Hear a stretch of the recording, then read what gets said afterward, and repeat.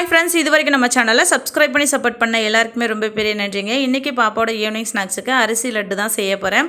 சாஃப்ட்டா டேஸ்டா இருக்கும். ஸ்கூல் விட்டு வர குழந்தைகளுக்கு இந்த மாதிரி செஞ்சு கொடுத்தீங்கன்னா என்ஜாய் பண்ணி சாப்பிடுவாங்க. அந்த அளவுக்கு சூப்பரா இருக்கும். ட்ரை பண்ணி பாருங்க. அப்புறம் நீங்களே சொல்வீங்க வாங்க எப்படி செய்யலாம்னு பார்க்கலாம்.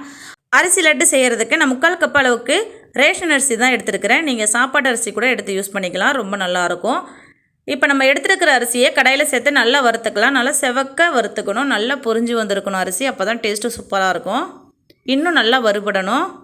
பாருங்கள் இந்த அளவுக்கு நல்லா செவக்க நல்லா வறுபட்டு வரணும். நல்லா வறுபட்டு வந்துருச்சு. இனி ஸ்டவ் ஆஃப் பண்ணிக்கலாம். இது நல்லா ஆறட்டும்.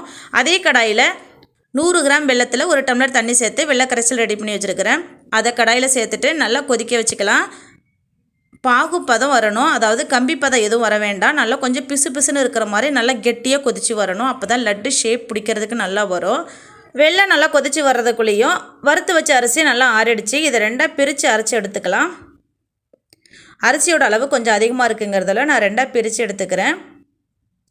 இந்த மாதிரி நல்லா ஃபைனாக அரைச்சி எடுத்துக்கோங்க. இப்போ அரைச்சதை வேறு ஒரு பாத்திரத்தில் மாற்றி சேர்த்துக்கலாம். அடுத்து மீதி இருக்கிற அரிசியை மிக்ஸி ஜாரில் சேர்த்துக்கலாம். அதோட 3/4 கப்பு அரிசிக்கு 1/4 கப் அளவுக்கு நிலக்கடலை சேர்த்துக்கலாம். வறுத்த நிலக்கடலை தோலெல்லாம் நீக்கிட்டு சேர்த்துக்கிறேன். வாசனைக்கு 3-4 ஏலக்காவும் சேர்த்து நல்லா ஃபைனாக அரைச்சிக்கலாம். இதுவுமே நல்லா ஃபைனாக அரைச்சாச்சு. இதையும் ஏற்கனவே அரைச்சி வச்சுருக்கிற மாவோடு சேர்த்துடலாம். இப்போ வெள்ளை கரைசல் எந்த அளவுக்கு ரெடி ஆயிருக்குன்னு பாருங்கள். இந்த அளவுக்கு நல்லா கொஞ்சம் கெட்டியாக இருக்கணும். அப்போ தான் லட்டு ஷேப் பிடிக்கிறதுக்கு வரும். அடுத்த அடுப்பை சிம்மில் வச்சுட்டு நம்ம அரைச்சி வச்சுருக்கிற அரிசி மாவை வெள்ளை கரைசலோடு சேர்த்து கைவிடாமல் நல்லா கிளறி விட்டுக்கலாம். இந்த மாதிரி நல்லா திரண்டு வரும் பாருங்கள். வெள்ளை கரைசல் கொஞ்சம் தண்ணியாக இருந்துச்சுனாலும் உங்களுக்கு வந்து குழகுழப்பாக இருக்கும். இந்த மாதிரி கெட்டியாக இருக்காது. அடுத்து இதோட 1/4 குழிக்கரண்டி அளவுக்கு நெய் சேர்த்துட்டு நல்லா கலந்து கொடுத்துக்கலாம். நெய் சேர்க்கும்போது ஃப்ளேவர் சூப்பராக இருக்கும்.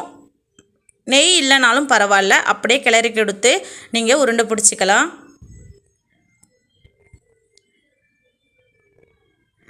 பாருங்கள் நல்லா திரண்டு வந்துருச்சு பாருங்கள். நம்ம சப்பாத்தி மாவு மாதிரியே.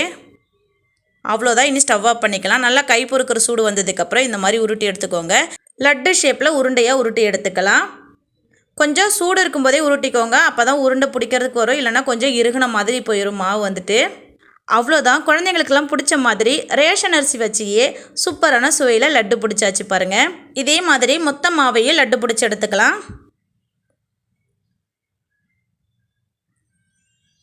கொஞ்சம் சூடாக இருக்கும்போதே பிடிச்சிக்கோங்க. கையை ஈரம் பண்ணிக்கோங்க. அப்போ தான் கையில் வந்து சூடுபடாது.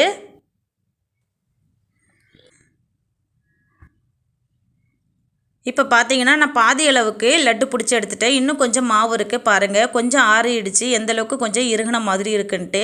அதனால தான் கொஞ்சம் சூடாக இருக்கும் போதே பிடிச்சி எடுத்துக்கோங்கன்னு சொன்னேன். அவ்வளோதான். சூப்பராக சாஃப்டாக லட்டு ரெடி ஆகிடுச்சு பாருங்கள். இந்த பதிவு பிடிச்சிருந்தா நம்ம சேனலை சப்ஸ்கிரைப் பண்ணி லைக் பண்ணி சப்போர்ட் பண்ணுங்கள். மறக்காமல் ஷேர் பண்ணுங்கள். ட்ரை பண்ணி சாப்பிட்டு பார்த்துட்டு எப்படி இருந்துச்சுன்னு கமெண்ட்டில் சொல்லுங்கள். Okay bye.